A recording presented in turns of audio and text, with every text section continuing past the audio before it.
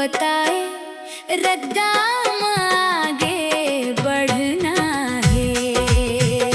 उठो सतनामी जागवगा, जागव सतनामी जागवगा, सत्य अहिंसा के ज्योत जलाना है।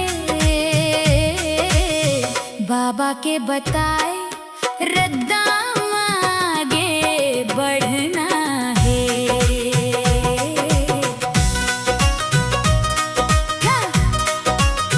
जय सतनामी,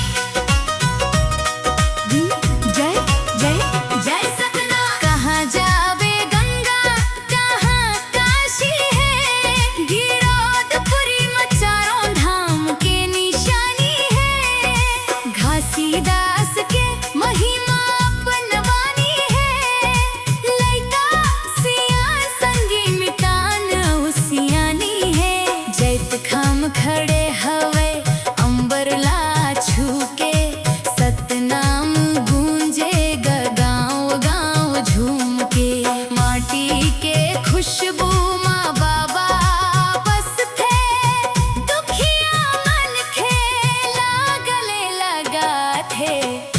उठो सतनामी जागवगा, जागव सतनामी जागवगा, घासी बाबा के सपना पूरा करना है। सत्य धर्म के डंका बजाना है।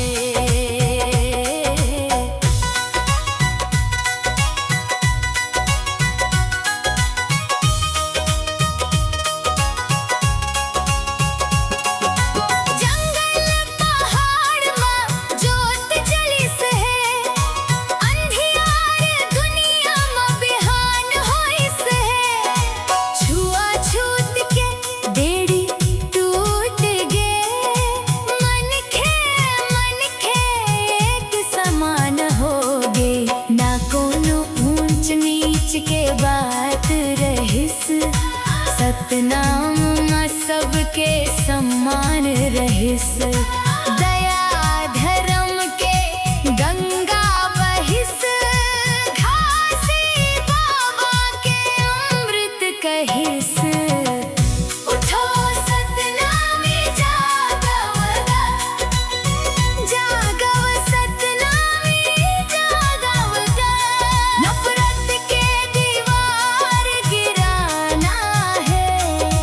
प्रेम माया के फूल खिलाना है।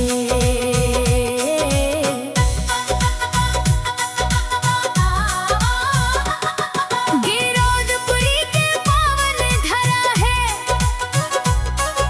भक्त मन के ये आसरा है। अमृत कुंड में महिमा झलके, भक्ति के रद्दा मन खे चलते। सफेद झंडा लहर लहर जाते, सतनाम के संदेश सुनाते। ढोल मंजीरा बाजत रही थे, पंथी नाचा गूंजत रही थे। बाबा कहिन सत्य ला अपना बाबा, झूठ कपट ले दूर भागव। गरीब दुखी के सेवा करव, मन खेला गले लगाव। माया दया के दीप जलावव, नवा बिहान अबले आवव।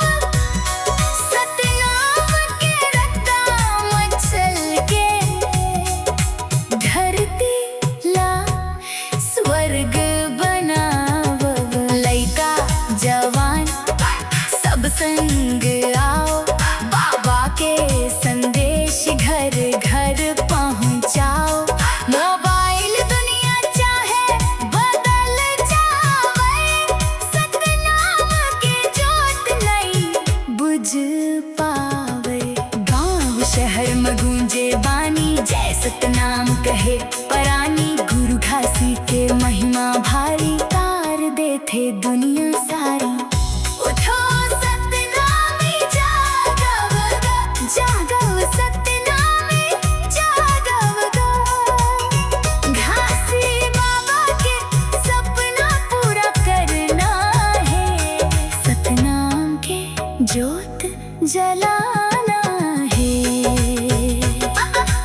बोरसराले गिरौदपुरी तक भक्ति के धारा बहत हवै। छत्तीसगढ़ के कोती कोती माँ बाबा के जयकारा गूंजत हवै। मांदर बाजे झांझ बाजे भक्त मन झूमत नाचत है। सत्य के रद्दा मचलव संगी अब नई कोनो डेरावत है। उठो सतनामी जागवगा, जागव सतनामी जागवगा। घासी बाबा के सपना पूरा करना है, सतनाम के ज्योत जलाना है। कहाँ जाबे गंगा कहाँ काशी है, गिरौदपुर चारों धाम के निशानी है। सत्य अहिंसा ते ज्योत जलाना है, बाबा के बताए रद्दा महा